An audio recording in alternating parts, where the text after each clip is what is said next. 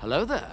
This is where the fun begins. What's up, guys? Unofficial Star Wars here. I hope you're all doing well, and in this video we have a brand new update into the regards of the Acolyte and its upcoming release date. We're going to be discussing all of it and breaking it all down for you guys right now. Before we do though, however, grab the subscribe button if you haven't already, as we're discussing and covering all types of Star Wars related news, leaks, rumors, theories, and breakdowns here on the channel. So if you guys are into any of that, go ahead and grab that subscribe button today. Okay, so we just covered it a couple of days here on the channel already, of by which the Acolyte and its release date coming to Disney Plus sometime over this upcoming summer. We know it's going to be releasing this year, throughout sometime this year, 2024. At first, we were kind of initially speculating the idea that it would be releasing somewhere closer to maybe September or even August of this year, very similar to with how Andor Season 1 released on Disney Plus last year. Same thing for the Ahsoka show as well last year, releasing in that September kind of time frame. However, now we have new rumors and new kind of reports coming in saying that the Acolyte much rather is going to be looking to release sometime over the summer, more specifically, instead of like a fall summer release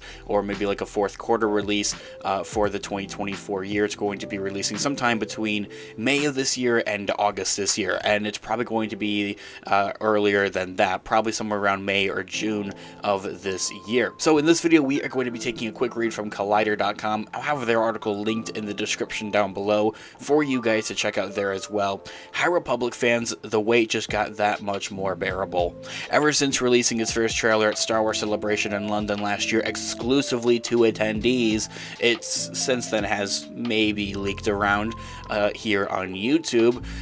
The hype for the Star Wars series, The Acolyte, has only really grown, and for those of you that are sitting there in the comment section typing away right now, yes you, saying that, oh, this is going to be some more Disney trash or whatever the case may be, just wait, because the Acolyte is going to be something totally different, something totally refreshing all at the same time in a galaxy far, far away, and I think that the show has a lot of a big potential. Something else that we also just recently discussed here on the channel, of by which a couple of weeks ago, maybe close to a couple months ago now, is that some new rumors and some new reports were actually circulating around saying that according to a recent Disney lawsuit that goes into one of the creative executives that had worked on the Disney Plus show, The Acolyte, actually said that the show was initially written for 2 seasons, and that the lawsuit had gone through saying that like Disney is kind of like forced to do, pun intended, to do the second season in a way. Essentially, it's a very confusing report, and we're still kind of garnering information for it, but other reports essentially end of the story,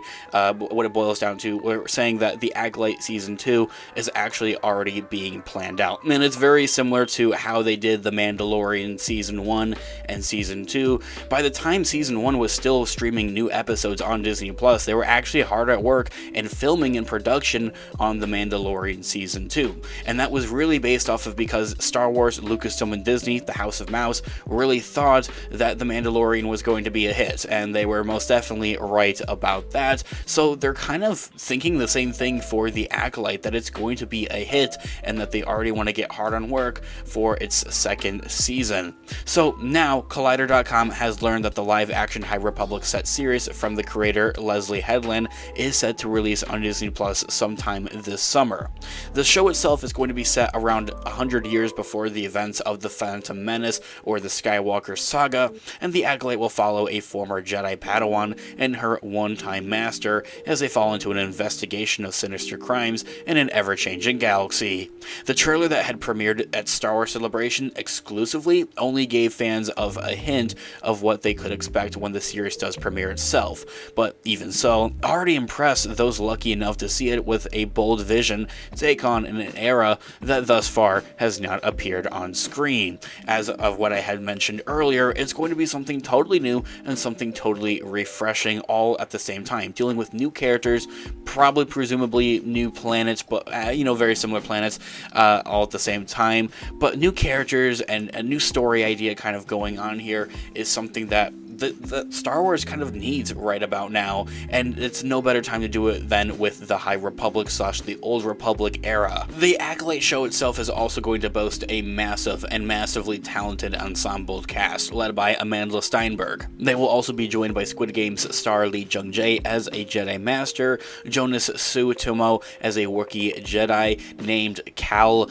Nessa. That's my first time hearing about that. That's pretty neat and interesting. But for those of you that are unfamiliar, the actor Jonas Suetomo had played Chewbacca throughout the sequel trilogy, also in Solo: A Star Wars Story. So he is taking on another Wookiee kind of character, which is so fitting and so cool. Named Cal Nessa? That's very interesting. I've never heard about that. Anyway, I digress. Also in the Acolytes cast are the likes of Jodie Turner-Smith, Manny Jacinto, and Charlie Barnett. Though, in typical Star Wars fashion, details about their roles are quite heavily under the wraps, and we really don't know much about the overall plot details of the upcoming show. But what we do know is that the Acolyte is going to have some connections, heavy connections, to the High Republic books and novels. Less under wraps, and perhaps even most exciting to fans of the High Republic novels and books, was the news that Rebecca Henderson, initially announced to be playing a Merlin Jedi, would in fact be playing an older version of the character Vernestera Rao. My apologies if I mispronounced that. I haven't actually taken a stab at the High Republic books, but it's a character from the High Republic books that would presumably making her way into the Acolyte show at the same time. One of the more prominent characters in Phase 1 and Phase 3 of those books and novels, and an all-around fan favorite.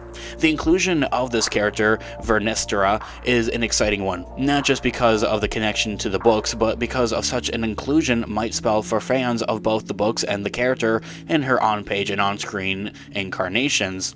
Leslie Headland, also recently spoke to Collider.com at Star Wars Celebration last year that the show would not be kind to the Jedi, and would call the fallibility of the institution into question.